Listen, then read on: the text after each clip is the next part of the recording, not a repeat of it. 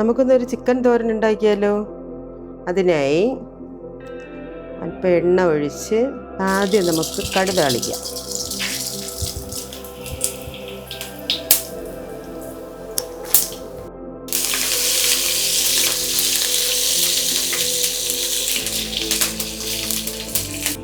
ഉള്ളിയും മഞ്ഞൾപ്പൊടിയും ആദ്യം നമുക്ക് വഴറ്റിയെടുക്കാം.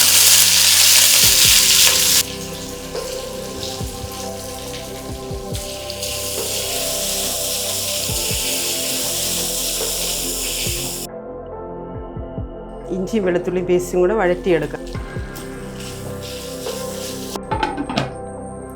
പച്ചമണം മാറും വരെ ചെറുതായിട്ടൊന്ന് വഴറ്റി എടുത്താൽ മതി.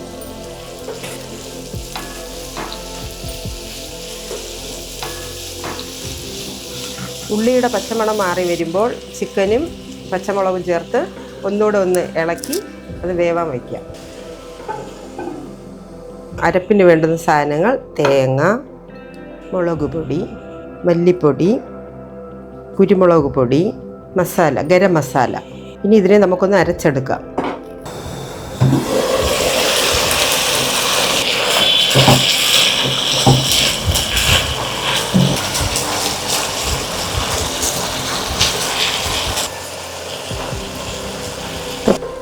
അരപ്പ് ചിക്കനിലിട്ടതിന് ശേഷം കറിവേപ്പിലയും ഉപ്പും ചേർത്ത് 10 മിനിറ്റ് മൂടി വയ്ക്കാം.